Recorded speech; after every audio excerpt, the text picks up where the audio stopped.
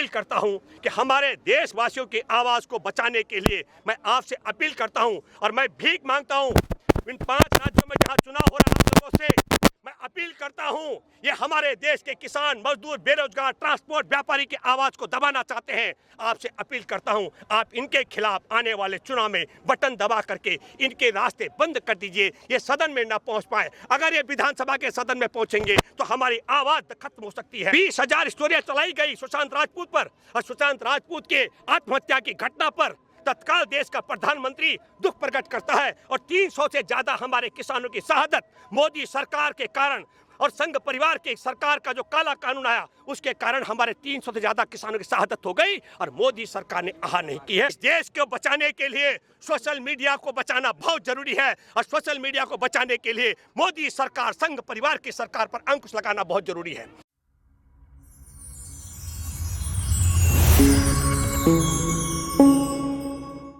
मैं बताना चाहता हूं देश के 14 करोड़ किसान परिवारों को, मैं बताना चाहता हूं देश के 8 करोड़ व्यापारी परिवारों को, मैं बताना चाहता हूं देश के 11 करोड़ बेरोजगारों को और मैं बताना चाहता हूं देश के करोड़ों करोड़ ट्रांसपोर्टरों को कि आपकी आवाज़ को हमारे देश में जो किसान आंदोलन जुलाई से चल रहा है और दुनिया में जो आज मुकाम हासिल कर चुका है, 3 महीने ज़्यादा आज हमारे खुले आसमान के नीचे राजधानी दिल्ली के सीमा पर, चाहे गाजीपुर हो, चाहे हमारा सिंगू बॉर्डर हो और चाहे टिकरी बॉर्डर हो, तमाम 8 जगह जो किसान डटे हुए खुले आसमान के नीचे, ये सारी बात देश और दुनिया में 2 तरीके से पहुंची।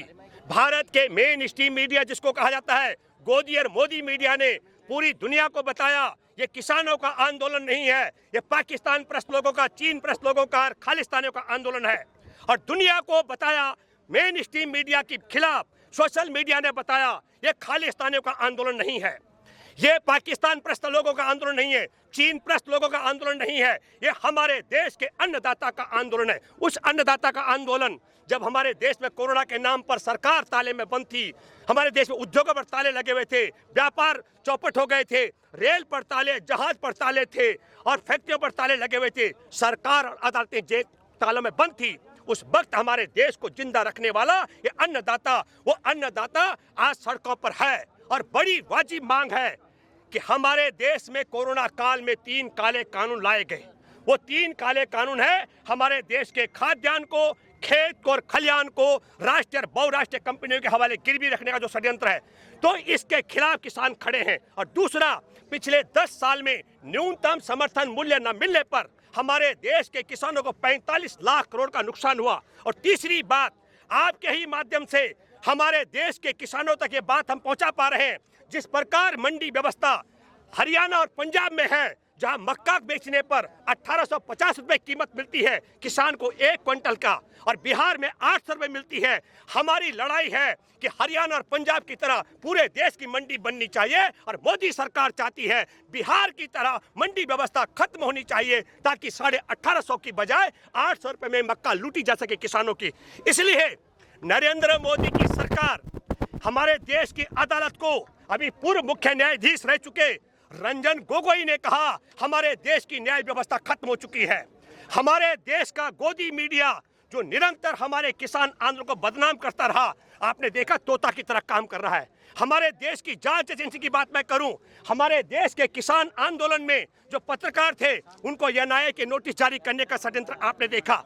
तो मैं ये कहना चाहता हूं, हमारे देश की सीबीआई से लेकर ईडी तक, आयकर विभाग से लेकर एनआई तक, और तो हमारे मीडिया से लेकर के सुप्रीम कोर्ट तक और पुलिस से लेकर के तमाम जांच एजेंसियों को तोता बना चुका नरेंद्र मोदी षड्यंत्र के तहत हमारे देश के 14 करोड़ किसान के आवाज को, हमारे देश के 11 करोड़ बेरोजगारों की आवाज को, 8 करोड़ छोटे व्यापारियों की आवाज को, करोड़ों हमारे जो ट्रांसपोर्टर हैं उनकी आवाज को दबाने के लिए हमारा देश का सोशल मीडिया, जो मेन मीडिया हमारा हो चुका है, उसके आवाज को बुलंद करने का जो हमारा जरिया है, उस पर लगाम लगाने का षड्यंत्र कर रहा है, यह हमको मंजूर नहीं है। मैं आपके माध्यम से अपील करता हूं उन 11 करोड़ बेरोजगारों का, जो अभी आपने नरेंद्र मोदी के जन्मदिन से लेकर के और अभी आज 3 दिन में 60 लाख से ज्यादा आपका ट्वीट चलता रहा कि मोदी रोजगार दो। मैं आपसे अपील करता हूं 11 करोड़ बेरोजगारों, आज इस बात को आप बुलंद करें।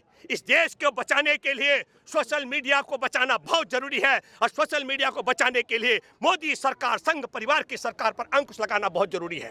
मैं 14 करोड़ किसान परिवारों के पढ़े लिखे बेटे, बहू और पोता पोती से अपील करता हूं, जहां तक हो सके इस बात को दूर दूर तक पहुंचाएं। पश्चिम बंगाल का चुनाव, 5 राज्यों में चुनाव होने हैं। मैं आपसे अपील करता हूं, हमारे देश में सब कुछ खत्म हो गया, एक चीज बची है, सोशल मीडिया हमारी आवाज को पहुंचाने के लिए। और ये मोदी सरकार 2 काम कर रही है। एक, हमारे किसानों को राजधानी दिल्ली जाने का जो रास्ता है उसमें इन्होंने कीलें गाड़ दी हैं, दीवारें खड़ी कर दी हैं। हमारे देश के राजधानी दिल्ली में किसान जाना चाहता है तो रास्ते पर बैरिकेड लगा दिए। मैं आपसे अपील करता हूं, 5 राज्यों में जो चुनाव है, एक तो हमारे देश की आवाज को बचाने के लिए, सोशल मीडिया को बचाने के लिए नरेंद्र मोदी और संघ परिवार के विस्तार को आपको रोकना होगा। यह अपील मैं 5 राज्यों से करता हूं, वो पश्चिम बंगाल से लेकर के तमिलनाडु तक, वो पांडिचेरी से लेकर के असम तक। मैं तमाम लोगों से आपसे अपील करता हूं और मैं अपील करता हूं किसान परिवारों से, आपके जो किसान परिवार में बेटे, बहू, पोता पोती पढ़े लिखे हैं,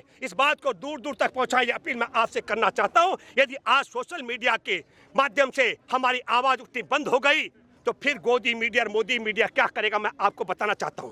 हमारे देश में मुकेश अंबानी से लेकर के लाला रामदेव तक का पूरा मीडिया घराना है।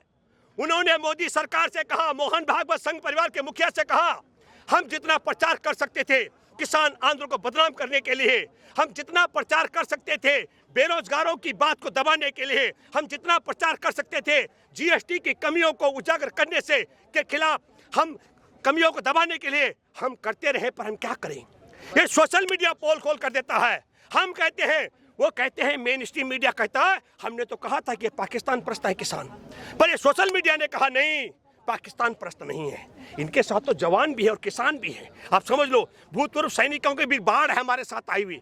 फिर उन्होंने कहा, हमने कहा ये पंजाब और हरियाणा का किस आंदोलन है, पर सोशल मीडिया ने कहा नहीं, कर्नाटक में लाखों लोग सड़क पर उतरे, तमिलनाडु में लाखों लोग सड़क पर उतरे, केरल में लाखों लोग उतरे, मध्य प्रदेश से लेकर महाराष्ट्र में और मुंबई में तो निरंतर 50,000 लोगों ने लंबी पैदल यात्रा निकाली।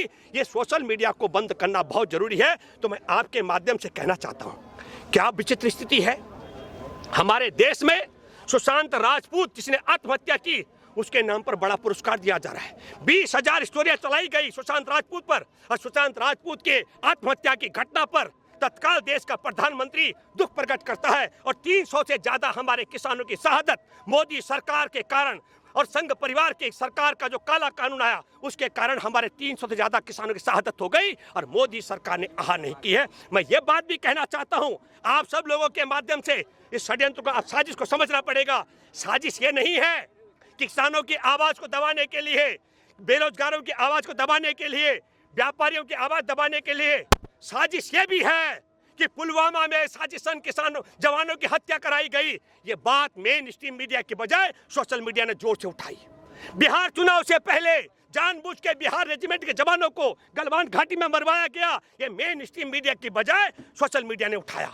हमारे देश के अंदर चीन की सेना घुसकर जवानों को मारती है, मेन स्ट्रीम मीडिया मौन रहता है और सोशल मीडिया इस बात को उठाता है। इस साजिश को हमको समझना चाहिए। एक एक साजिश की पोल खोल साजिशन हमारे देश के अंदर। आज हमारे देश के में क्या हो रहा है, सरकार क्या कह रही है? सरकार कह रही है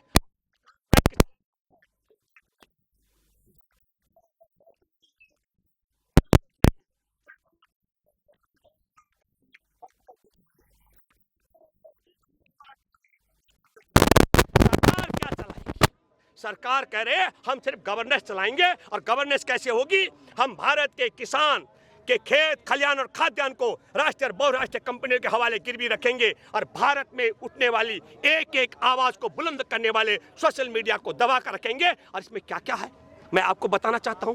आपने सुना कभी कि आपके जी न्यूज से लेकर तमाम कोई चैनल है वहां कोई शिकायत कर सकते हैं क्या? आपको बता दूं क्या होने वाला है। कहा जा रहा है कि सोशल मीडिया में अगर कोई कंटेंट आया और आपत्ति उठेगी तो तत्काल उस पर एक्शन लेना पड़ेगा। उसके अंदर 24 घंटे के अंदर 15 दिन में निवारण करना पड़ेगा। हर महीने एक रिपोर्ट देनी पड़ेगी, शिकायतें कितनी आई, किसने की और क्या समाधान हुआ। और सबसे बड़ी बात है, यदि सरकार को आपत्ति होगी तो ये सरकार को आपत्ति हुई और सरकार के अलावा किसी संगठन को क्यों कौन संगठन करेगा?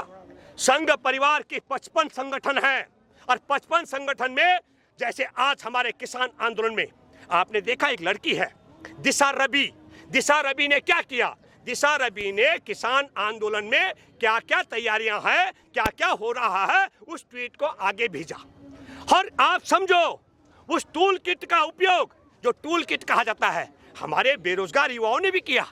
60 लाख ट्वीट जो हुए वो भी एक टूल किट था। उन पर नहीं कहा गया देशद्रोह का मामला। तो दिशा रवि की बात किसानों के पक्ष में थी, इसलिए देशद्रोही का मुकदमा बनाया गया। मैंने पहले भी कहा था और मैं अब भी कह रहा हूं, मैं बधाई देता हूं कि दिल्ली में धर्मेंद्र राणा पटियाला हाउस के सीजेआई ने बड़ी शिद्दत के साथ सुना। उनके फैसले से पहले मैं भी बोल चुका था, दिशा रवि ने कोई देशद्रोह का काम नहीं किया। दिशा रवि ने देश में कोई नफरत फैलाने का काम नहीं किया और देश के प्रति किसी प्रकार का षड्यंत्र नहीं किया।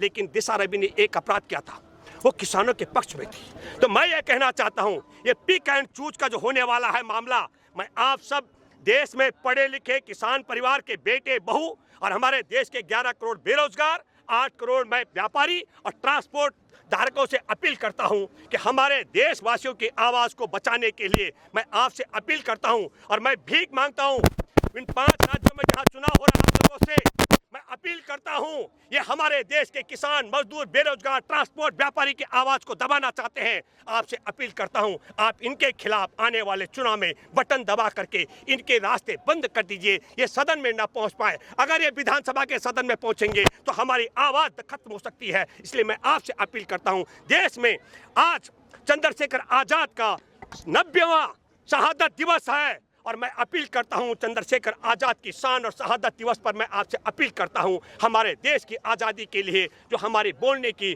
हमारी अभिव्यक्ति की स्वतंत्रता है, इसको बचाने के लिए 5 राज्यों में चुनाव चरणबद्ध तरीके से हो रहे हैं। मैं आपसे भीख मांगता हूं देश के लोकतंत्र के लिए, देश की आवाज़ को जिंदा, देश के लोकतंत्र को बचाने के लिए कि आप भाजपा और संघ परिवार के खिलाफ एकजुट होकर के वोट करें। धन्यवाद। जय जवान जय किसान।